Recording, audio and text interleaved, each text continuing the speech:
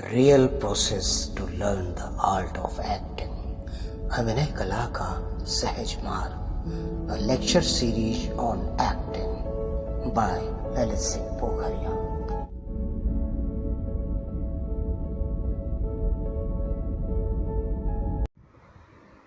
नमस्कार। अभिनय कला के सहज मार्ग पर आज 41वें पड़ाव में आप सभी सहयात्रियों का हार्दिक स्वागत और अभिवादन। 40वें पड़ाव के बाद अभिनय पर या अभिनय प्रक्रिया पर काम शुरू करने का अवसर आया है। इससे पहले जो भी था या तो पृष्ठभूमि से संबंधित था या अभिनय के उपकरणों की तैयारी से संबंधित था या कला के संबंध में कला से जुड़ी हुई या कला के कौशल को प्राप्त करने के लिए जो मनोवैज्ञानिक धरातल की आवश्यकता होती है, उस पर कई बार लंबी लंबी चर्चा भी हमने की। शुरुआत हमने जीवन और संसार से की, क्योंकि मंच पर हम जो करते हैं, जो भी करते हैं, वो जीवन और संसार से संबंधित करते हैं। वो भले यथार्थ हो अथवा काल्पनिक हो, वो किसी निश्चित उद्देश्य से निश्चित समय और स्थान पर अभिनेताओं के माध्यम से दर्शकों के समक्ष पुनः प्रस्तुत किया जाता है। तो जीवन और संसार को मोटे तौर पर समझना ज़रूरी है। और दूसरी बात, मनुष्य को बहुत मूल में आपने ध्यान दिया होगा, मैं शुरुआती दौर से मूल की बात करता आ रहा हूँ। उस मूल से जुड़ते हुए मनुष्य होने के नाते हमने अपने परिचय को जाना। क्यों? नाटक कौन करेगा? मनुष्य करेगा, यानी हम करेंगे। हम कौन हैं? मनुष्य हैं। तो मनुष्य रूप में हम क्या हैं? बुनियादी स्तर पर मनुष्य की पहचान क्या है? क्या ऐसा है मनुष्य में जिसके दम पर उसने दुनिया में इतना कुछ रचा है और इतना कुछ किया है, और उसी में एक अभिनय भी है? तो उसको भी हमने मोटे तौर पर जाना समझा। मोटे तौर पर नहीं, बल्कि मुझे कहना चाहिए सूक्ष्म और व्यापक स्तर पर हमने जाना समझा, और कई पड़ाव हमने इसी तरह से गुजारे। कई पड़ावों की यात्रा इसी प्रकार से की। उसके बाद अलग अलग दिनों पर अलग अलग संदर्भ और प्रसंगों की वजह से कभी हमने भाषा पर बहुत बात करी, कभी बहुत प्रतिभाशाली दिवंगत हो गए अभिनेताओं को के जीवन और कार्य से जोड़कर हमने अभिनय कला के लिए आवश्यक बातों पर चर्चा करी, उनका मनन किया। ठीक है ना? उसके बाद हमने अभिनय के उपकरणों की तैयारी, आखिर जो भी काम होगा, किसी भी काम को संपन्न करने के लिए, चाहे वो कला संबंधी हो या जीवन में रोज़मर्रा किसी भी कार्य से संबंधित हो, उसके लिए कोई उपकरण होते हैं। तो हमने पाया कि अभिनय कला के 4 उपकरण हैं। 2 स्थूल उपकरण यानी वाणी और शरीर, और 2 सूक्ष्म उपकरण, अभौतिक उपकरण यानी मन और मस्तिष्क। तो हमने कई दिनों तक इन चारों उपकरणों की विधिवत तैयारी, उनसे जुड़ी हुई गूढ़ चिंतन मनन की बातें हमने की, और 40वें पड़ाव तक आते आते हमने 1-2 बार कुछ पड़ाव में, पिछले में पड़ाव में जो कुछ हुआ था उसका भी सिंहावलोकन या पुनरावलोकन किया। और इधर 2-3 दिन मेरे बीत गए इसमें कि हमारे दिमाग में जो नए नए युवक युवती आ रहे हैं, इनके दिमाग में ये बात न घर कर जाए कि हमारे पास जो प्रतिभा है वो, और बाकी जो हम टेक्निक सीख लेते हैं वो, ये दोनों मिलकर हमारा काम निकाल ले जाएंगे या हमें बहुत ऊंचे स्थापित कर देंगे। तो इस बात की, इस गलत बात के दिमाग में आने का जो खतरा था, उस खतरे को दूर करने के लिए पिछले 2-3 दिन में मैंने क्या किया, मैंने प्रतिभा या कार्य के अनुकूल प्रवृत्ति के होने पर जोर दिया, उसकी अनिवार्यता पर जोर दिया। तो एक तरीके से एक स्तर पर बात का एक अध्याय, एक खंड अब समाप्त हुआ। अब हमने क्या किया है कि अपने उपकरणों की तैयारी कर ली है। अब क्या करना है? हमने अभिनय का अभ्यास करना है।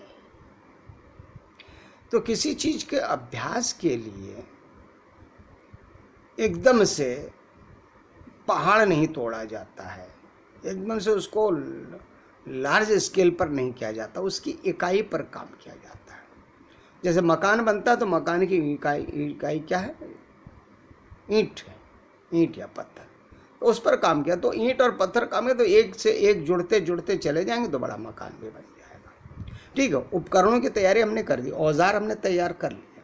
ठीक है, अब मैंने आपको याद होगा जब मैं संवेदनशीलता और कल्पनाशीलता और अनुभूति परकता को विकसित करने के लिए वस्तु जगत जड़ जगत से भी जुड़ते हुए चेतना का और एकात्मता का एहसास विकसित करने की बात कर रहा था, अनुभूति की विकसित करने की बात कर रहा था, और इसी के साथ साथ संवेदनशीलता, कल्पनाशीलता और चिंतन को विकसित करने के लिए मैंने ये भी कहा था ज्ञानेंद्रियों से माध्यम से जो कुछ भी हमें ज्ञान हासिल होता है उन स्थिति परिस्थितियों की कल्पना करना, उस कल्पना के आधार पर चिंतन मनन करते हुए व्यवहार करना। एक बेसिक मैंने बात बताई थी, जैसे मैं आपको याद होगा जाड़ा गर्मी के एहसास की बात, कठोर सतह पर चलने की बात, कोमल सतह पर चलने की बात, या इस तरीके से आँखों के में अलग अलग दृश्य की बात, कानों के अलग अलग ध्वनि की बात। आपको याद होगा 8 प्रकार के भावों को अलग अलग डिग्री, अलग अलग कैटेगरी, अलग अलग इंटेंसिटी में महसूस, कल्पना करके महसूस करते हुए उस स्थिति में व्यवहार करने के बाद एक दिन मैंने आपको बहुत अच्छी तरीके से समझाया था, जब मैंने कहा काल्पनिक स्तर पर ऐसा महसूस कीजिए कि हाड़ कंपाने वाली ठंड पड़ रही है और इससे बच के करना है। ठीक है, तो अब आगे के जो अभिनय के अभ्यास हैं हमारे, इसी प्रकार की छोटी छोटी इकाइयों पर काम करने के लिए, काम करने से आगे हम बढ़ेंगे। ठीक है, तो जिसका एक उदाहरण तो आप सीधे वही ले सकते हैं जो हमने ठंड लगने का एहसास की बात करी। इसी प्रकार के से हमारे दैनिक जीवन में, रोजमर्रा के जीवन में छोटे मोटे ऐसे तमाम अनुभव होते रहते हैं, खाने पीने को लेकर, उठने बैठने को लेकर, लिखने पढ़ने को लेकर, या छोटी मोटी बातों में वाद विवाद को लेकर, या और दैनिक कार्यकलापों को लेकर, या आँखों और के सामने पड़ने वाले दृश्य गतिविधियों को लेकर, कानों पर में पड़ने वाली ध्वनियों को लेकर, तमाम सारी ऐसी छोटी मोटी बातें होती हैं, है ना। तो इन्हीं छोटी मोटी बातों को आधे मिनट के, 1 मिनट के, 1.5 मिनट के छोटे छोटे इकाइयों में परिकल्पित करें और उनको इमेजिन करके उनको अपनी अनुभूति में डालें, फिर उसका इनैक्टमेंट करें। अभी उद्देश्य नहीं रखेंगे, अभी केवल क्यों करना है ये बात है, सिर्फ अभी अपने अभिव्यक्ति परकता को बढ़ाने के लिए करना है। जो कुछ भी हमने उपकरण अपने तैयार कर रखे हैं, वाणी को, शरीर को, मन को, मस्तिष्क को, उस हिसाब से आप देखें। फिर हम इस तैयारी के दम पर हम पूरे नाटक की भी बात नहीं करते हैं, छोटे छोटे 1.5 मिनट, 1 मिनट के छोटे छोटे सीक्वेंसेस को कैसे हम परफॉर्म करते हैं, कैसे फील करते हैं, कैसे अभिव्यक्त करते हैं। इस प्रकार के अभ्यास बड़े लाभदायक होंगे। अब एक बात यहाँ पर करना बहुत ज़रूरी है, आम तौर पर नए आने वाले लड़के लड़कियों की बात मैं क्यों करूं, पुराने वालों को भी ऐसा लगता है जब डायलॉग होता तभी अभिनय होता है। हर आदमी डायलॉग के लिए लालायित रहता है ना। वो समझता है डायलॉग बोलना ही अभिनय है। एक बड़ी जो है विडम्बनामय धारणा है, ये बोलना ही अभिनय है। तो कई बार मैंने क्या देखा है कि जैसे कोई प्ले शुरू होने वाला है, अभी कास्टिंग नहीं हुई है, जनरल रीडिंग भी हो रही है, तो सामने बैठे हुए जो कलाकार हैं उनकी हरकतों से लगता है कि वो देख रहे हैं कि किस रोल में कितने डायलॉग हैं, और पहले ही इच्छा भीतर भर लेते हैं कि मुझे ये रोल मिल जाए, ये रोल मिल जाए। और वो रोल वो सारे लोग पसंद ज़्यादा करते हैं सबसे, जिसमें ज़्यादा डायलॉग हो, उसको मेन रोल कह दिया जाता है ना। सबके में ये धारणा होती है और बड़ी गलत धारणा होती है। हमारे में भी शुरुआत में ये धारणा थी, लेकिन मुझे खुशी है कि हमको अकल बहुत जल्दी आ गई थी। पहले प्ले में निराशा हुई थी घोर कि छोटा रोल मिला है, 3 पेज में है और कुल मिला के 6 डायलॉग हैं, मार बहुत दिमाग खराब था, लगा था कि डायरेक्टर ने अपनी योग्यता सिद्ध कर दी, मेरी इच्छा के अनुरूप मुझे रोल न देकर, है ना। खुद को मतलब खुद की योग्यता, और सबसे पहले दिमाग में ये आता हम योग्य हैं और डायरेक्टर अयोग्य है, क्योंकि उसने हमको वो रोल नहीं दिया जो हम चाहते थे। ऐसी बेवकूफ़ी भरी बातें दिमाग में आती है, हमारे भी आई। तो वही देखता हूँ, डायलॉग की संख्याएं देखी जाती हैं, पेज पलटे जाते हैं, ठीक है।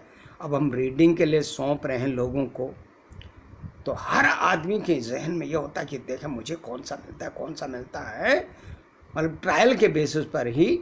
तो जैसे ही कम डायलॉग वाला जिससे किसी को रोल पढ़ने को दिया जाए तो उसके आधे प्राण तो वही निकल जाते हैं। अरे मुझे कम वाला दिया, इसमें कम डायलॉग है, क्या मुझे कम योग्य समझा गया? तो आधी जो उसकी प्रतिभा है, आधी प्रतिभा वहीं ख़त्म हो जाती है, क्योंकि प्रवृत्ति उसके अनुकूल नहीं हो रही है, और आधी जो मानसिक ऊर्जा होती है वहीं ख़त्म हो जाती है। जैसे बाली को वरदान था ना, जो उसके सामने पड़ता है तो आधा मनोबल तो वो वैसे ही हर लेता था उसका। बाद में ये काम बहुत बड़े हैवीवेट चैम्पियंस ने भी किया है। आपने मोहम्मद अली साहब का नाम सुना, तो रिंग में फाइट शुरू होने से पहले वो ऐसे बोल के स्लेजिंग कर करके अपोनेंट का जो मनोबल कम कर दिया करते करते। ऐसे ही माइक टायसन साहब भी हुआ करते थे। तो इस प्रकार क्या हमारे एक्टर्स खुद अपना मनोबल कम कर लेते हैं, कोई विरोधी नहीं कर रहा होता है। किस वजह से? विडंबना भरी धारणा से, विडंबनामय धारणा से। भाइयों, डायलॉग तो एक अंतिम साधन है अभिनय का। कुछ भी बोलने से पहले बात मन में पहले आएगी ना। मतलब अगर हम जिंदा हैं, फिर अब मैंने कहा था आपको, मैं बार बार पीछे से जोड़ूंगा, अगर हम जिंदा हैं, हमारे में चेतन है, तो सबसे पहले क्या? अनुभूति है। तो अनुभूति क्या? या तो हमारे साथ जो बीत रहा है, या जो बाहर हमारे साथ मिल रहा है, उसका हमें एहसास हो रहा है। तो मेन काम तो ये है, मेन एक्टिंग तो ये, बुनियाद तो ये है, हम वो बात का एहसास कर रहे हैं कि नहीं कर रहे हैं। और जब एहसास हो जाता है तो बात कहाँ आती है, लोगों को कैसे पता चलती है? आंखों में, चेहरे में, हमारे हाव भाव से, रंग ढंग से, उठने बैठने के तौर तरीके से, हमारे अंतर मन में जो भी बात होती है वो प्रतिबिंबित हो जाती है, अभिव्यक्त हो जाती है। और जब इतने से काम नहीं चलता, बात बहुत भरी हुई होती है, तो वो शब्द में या ध्वनि में बदल कर बाहर आ सकती है, तब वाचिक का सहारा लिया जा सकता है। इसका मतलब संवाद के पीछे भी तो मन ही है, संवाद के पीछे भी तो मस्तिष्क ही है, या तो अनुभूति है या विचार है, मन मस्तिष्क या दोनों है ना। तो वो जो पहले हैं तो वो क्यों नहीं दिख रहे? अगर हैं तो उसके लिए शब्द की गुलामी क्यों आ रही? जो जितना शब्द का गुलाम हो जाएगा या शब्द के लिए लालायित रहेगा, वो उतना ही मन और मस्तिष्क में कम अनुभूति या विचिंतन कर पाएगा, क्योंकि उसमें वो धैर्य नहीं है, वो सस्टेनेबिलिटी नहीं है, वो साइकोलॉजिकल ट्रूथफुलनेस नहीं है ना। तो ये मैं सब इसलिए कह रहा हूँ, कुछ दिन के जो आप अभ्यास करेंगे, 1 मिनट का, 1.5 मिनट का, 2 मिनट का, और रोज़मर्रा के जीवन से कोई ऐसी बात, कोई ऐसी गतिविधि, कोई ऐसी भावना को एक्शन में बांध कर, गतिविधि में बांध कर, क्रियाकलाप में बांध कर प्रेजेंट करेंगे, जिसमें शब्द की ज़रूरत ना हो, ना ही ध्वनि की ज़रूरत हो। क्योंकि जब जितना ज़्यादा हम ये काम करेंगे, उतना ही ज़्यादा हम अपने मन मस्तिष्क को अभिनय के लिए उर्वरक बनाएंगे। देखिए, एक्टिंग के अभ्यास में भी अब काय का अभ्यास हो रहा है? अनुभूति परकता का और चिंतनशीलता का। क्यों? वो तो एलिमेंट है ही है ना, बेसिक। वो बार बार आपको उसी पे काम करने पड़ेंगे। भाई कविता लिखेंगे, कहानी लिखेंगे, तो किससे लिखेंगे? जो अ आ क ख रटा गया था, है ना, उसी से तो लिखेंगे। तो वो अ आ क ख तो हर क्रिएशन में याद आएंगे आपको, वो उनको फॉलो करना पड़ेगा। वही एक्टिंग की बात है। अब एक्टिंग हमारी शुरू हो गई, अभ्यास शुरू हो गया, तो चारों उपकरणों को पर काम करते हुए जो हमने योग्यता हासिल करी है, या उन चारों उपकरणों के जो काम हैं, वो उन काम तो बार बार याद आएंगे ना, तभी तो काम होगा।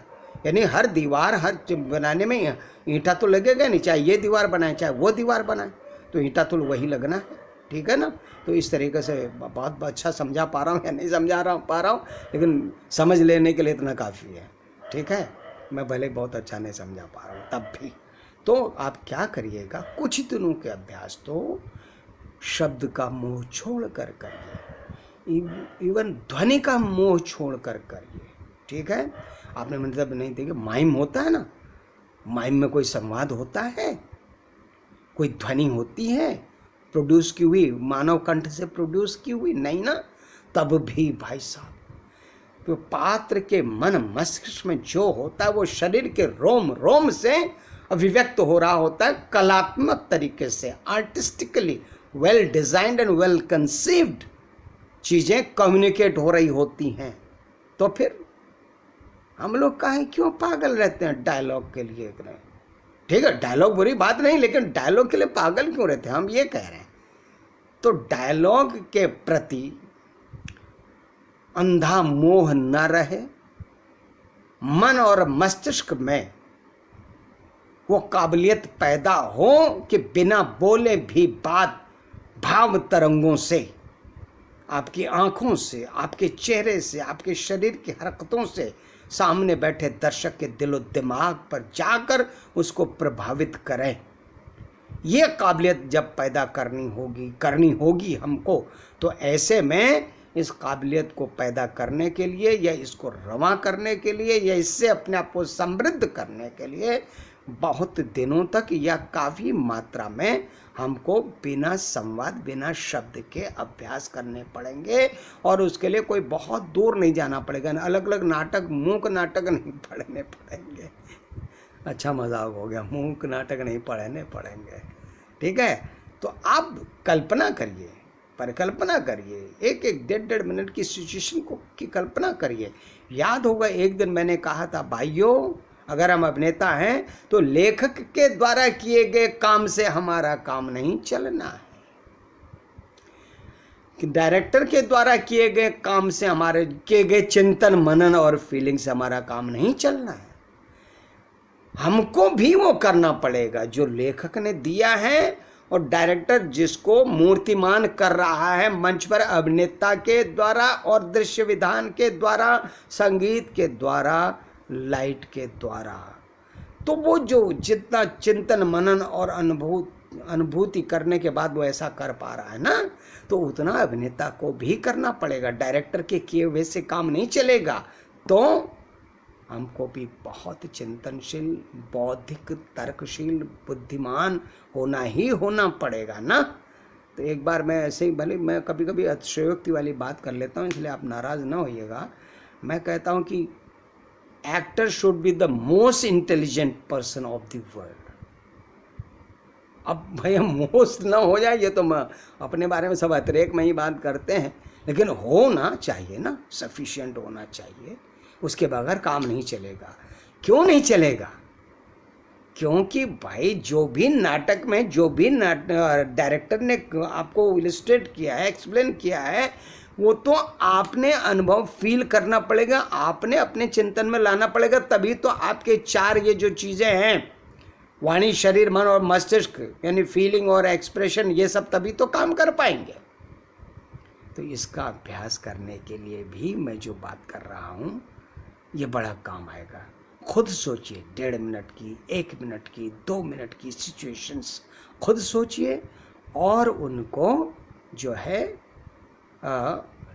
रोज़मर्रा के दिन में सवेरे शाम किसी से मौका निकाल के कंसीव ये करिएगा कि हाँ, जो आपने 1.5 मिनट की बात सोची है या 2 मिनट की सोची है, इसका पॉइंट, सेंट्रल पॉइंट क्या है, इसके किस बात के, किस इमोशन के इर्द गिर्द है, किस विचार के इर्द गिर्द है, ये सेंट्रल पॉइंट तो सोचना पड़ेगा।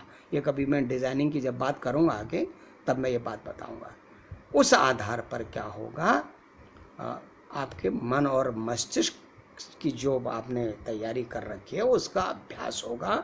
और वाणी का अभी हम दूर रखते हैं, लेकिन एक्सप्रेशन का, हाव भाव का अभ्यास होगा, जिससे क्या पता चलेगा कि आपने जो भी थ्योरी रटी है वाणी के बारे में, वो तो बाद में आएगी, या अनुभूति के बारे में, चिंतन परकता के बारे में, उसका एग्जीक्यूशन कैसा हो रहा है।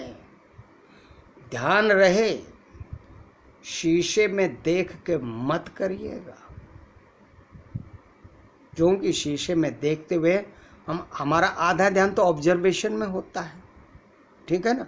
और अब हमारे पास बड़ी सुविधा है, हमारे पास मोबाइल में कैमरा आ गया है, कैमरा ऑन करिए, लेकिन मैं अपना रिकॉर्ड कर रहा हूँ, इस पर ध्यान मत दीजिए, ताकि बाद में जब आप उसको रीचेक करें, बाद में ऑब्जर्व करें, एनालाइज करें, तो आपको ये मिले कि हाँ, आपको के साथ में बीच में कोई ऐसा डिस्टर्बेंस नहीं था, आप जो कर रहे थे पूरे तन्मय होकर या पूरे इन्वॉल्व होकर काम कर रहे थे। अगर पूरा इन्वॉल्व होकर शीशे में देखते हुए करेंगे तो पूरा इन्वॉल्व नहीं होंगे। शीशे में देखते हुए इस बात का पता चलता है कि हाँ, हमारी मुखाकृति कैसी बन रही है, हमारे मुख की भाव भंगिमा कैसी बन रही है, मन में जो सोच रहे हैं क्या चेहरे पे वैसा आ रहा है कि नहीं आ रहा है। इन सब के लिए शीशे पर काम करना फ़ायदेमंद हो सकता है, ठीक है। तो आज ये काम करिए आप, कल मैं फिर इसी के पीछे छिपे हुए कलात्मक सृजनात्मक सूत्रों की, बिंदुओं की बात करूँगा।